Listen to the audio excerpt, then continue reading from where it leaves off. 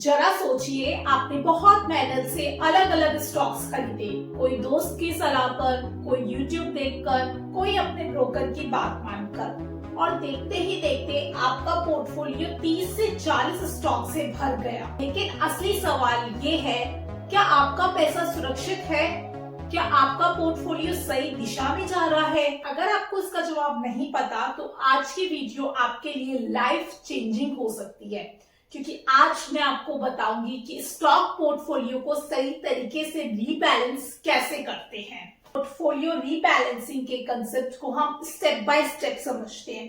पहला स्टेप होता है पोर्टफोलियो डीक्लटरिंग, यानी कि पोर्टफोलियो की साफ सफाई। बिल्कुल जैसे आप घर की साफ सफाई करते हैं, उसी तरीके से अपने स्टॉक पोर्टफोलियो की भी सफाई जरूरी है। अगर आपके पास 35 से 40 स्टॉक्स रखे हुए हैं तो 90% चांसेस है कि आप खुद भी नहीं जानते होंगे कि आपने ये स्टॉक क्यों खरीदा है। इसलिए रूल नंबर 1 सिंपल है, अपने पोर्टफोलियो में 15 से 20 स्टॉक्स ही रखें, क्योंकि ज्यादा स्टॉक्स मतलब ज्यादा कंफ्यूजन मतलब गलत फैसले, और स्टॉक मार्केट में गलत फैसले मतलब नुकसान। और हाँ, ये जो 15 से 20 स्टॉक्स हैं, इनको आप डाइवर्सिफाइड तरीके से चूज करें, यानी कि अलग अलग सेक्टर से चूज करें, जैसे banking, FMCG, IT, pharma, auto. आपका जो स्टॉक का पोर्टफोलियो है वो फैला होना चाहिए, ताकि कोई एक सेक्टर अगर खराब भी हो जाए तो आपका पूरा पैसा ना डूबे, आपका दूसरा सेक्टर आउट परफॉर्म कर ले और आपका पोर्टफोलियो बैलेंस रहे। अब आते हैं हमारे स्टेप नंबर 2 पर, अंडर परफॉर्मिंग स्टॉक्स को पहचानो। अब आप ये देखो कि आपका कौन सा स्टॉक मार्केट के साथ नहीं चल रहा। इमेजिन करो मार्केट ऊपर जा रहा है और आपका स्टॉक नीचे जा रहा है, तो ये रेड फ्लैग है। ज्यादातर लोग यहाँ गलती करते हैं, वो सोचते हैं कि अरे कीमत गिर गई, चलो एवरेजिंग कर लेते हैं, लेकिन ये बहुत ज्यादा खतरनाक मिस्टेक है। अगर मार्केट ऊपर जा रहा है और आपका स्टॉक नीचे जा रहा है तो किसी गहरी समस्या के कारण ही ऐसा हो रहा है। उस प्रॉब्लम को आइडेंटिफाई करो, उस कंपनी की और रिसर्च करो और पता लगाओ कि क्या प्रॉब्लम है। अब स्टेप 3 की बात करें तो वो है सेक्टर एनालिसिस। आपको सेक्टर का एनालिसिस करना है कि आपका स्टॉक जिस सेक्टर में है वो सेक्टर अच्छा परफॉर्म कर रहा है या नहीं कर रहा है। अब यहाँ पर 2 केसेस हो सकते हैं। केस 1 की सेक्टर स्ट्रॉन्ग है लेकिन स्टॉक गिर रहा है, इसका मतलब सेक्टर ठीक है, पूरी इंडस्ट्री ऊपर है, लेकिन आपकी कंपनी वीक है।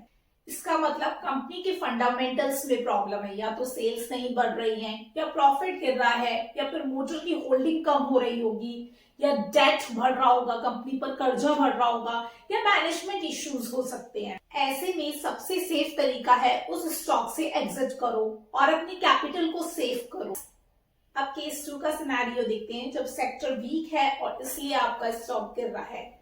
यहाँ सिचुएशन अलग है, अगर पूरा सेक्टर ही डाउन चल रहा है तो स्टॉक कैसे आउट परफॉर्म करेगा दोस्तों। जैसे कभी कभी आईटी सेक्टर कई महीनों तक वीक रहता है, तो हो सकता है कि आपकी कंपनी फंडामेंटली स्ट्रांग हो लेकिन सेक्टर करेक्शन की वजह से गिर रही हो। ऐसे में आपको ये सोचना है, क्या ये कंपनी लॉन्ग टर्म स्ट्रांग है और क्या आप इस टेम्परेरी गिरावट को झेल सकते हो, और अगर आपका जवाब हाँ है तो आप इसे होल्ड कर सकते हो। अब स्टेप नंबर 4 की बात करते हैं, जहां पर आपको कंपनी के फंडामेंटल्स चेक करने होते हैं। ये बिल्कुल डीप चेकिंग है, आपको एक एक पहलू को बारीकी से देखना होगा। अब कंपनी की यहाँ पर आपको रियल हेल्थ देखनी है। इसके लिए आप 4 चीजें चेक करेंगे। फर्स्ट, की कंपनी का प्रॉफिट और रेवेन्यू दोनों बढ़ रहा है या नहीं बढ़ रहा है। सेकेंड, कंपनी पर बहुत ज्यादा डेट या कर्ज तो नहीं है। थर्ड, प्रमोटर अपनी होल्डिंग बेच तो नहीं रहे। और फोर्थ, फ्यूचर ग्रोथ स्टोरी है या नहीं, कंपनी का लॉन्ग टर्म ग्रोथ विजन है या नहीं। ये 4 चीजें चेक कर कर आप कंपनी की डीप चेकिंग करेंगे। स्टेप 5 है रिस्क एपेटाइट और अपनी कंफर्ट जोन का ध्यान रखें। इन्वेस्टमेंट सिर्फ नंबर का गेम नहीं, ये आपकी साइकोलॉजिकल कंफर्ट का भी गेम है। अगर एक स्टॉक 15 से 20% गिर गया और आप रात को सो नहीं पा रहे हैं, आप बार बार ऐप खोल रहे हैं, आपको घबराहट हो रही है, तो चाहे फंडामेंटल्स कितने भी स्ट्रांग हो, वो स्टॉक आपके लिए नहीं है।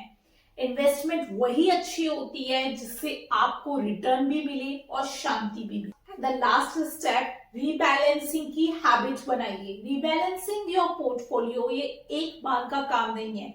हर 3 से 6 महीने में आपको अपने पोर्टफोलियो को रिव्यू करना चाहिए। जो स्टॉक अच्छा परफॉर्म नहीं कर रहे उनको बाहर निकालो, जो स्टॉक स्ट्रॉन्ग है, आपके गोल्स के अलाइंड हैं, उनको रखिए, उनमें एवरेजिंग कीजिए। Think of it like maintaining a garden. कभी कभी खराब पौधे हटाने पड़ते हैं ताकि बाकी जो पौधे हैं वो अच्छे से बढ़ सके। दोस्तों 15-20 से ज्यादा स्टॉक्स अपने पोर्टफोलियो में मत रखना। अंडर परफॉर्मिंग स्टॉक्स को पहचानना और उनको एग्जिट दिलाना, सेक्टर को चेक करना, कंपनी के फंडामेंटल्स चेक कर उसमें इन्वेस्टमेंट करना, अपने कंफर्ट जोन से बाहर इन्वेस्टमेंट मत करना, नहीं तो पैनिक होगी। और अपने पोर्टफोलियो को 3 से 6 महीने में जरूर रिव्यू करना। अगर आपको ये step by step guide helpful लगी हो तो वीडियो को लाइक करना, चैनल को सब्सक्राइब करना और मुझे कमेंट में बताना कि आपने अपने पोर्टफोलियो में कितने स्टॉक्स होल्ड किए हैं। अगली वीडियो में हम ये सीखेंगे कि नए स्टॉक्स को पोर्टफोलियो में कैसे जोड़ना चाहिए और कब जोड़ना चाहिए।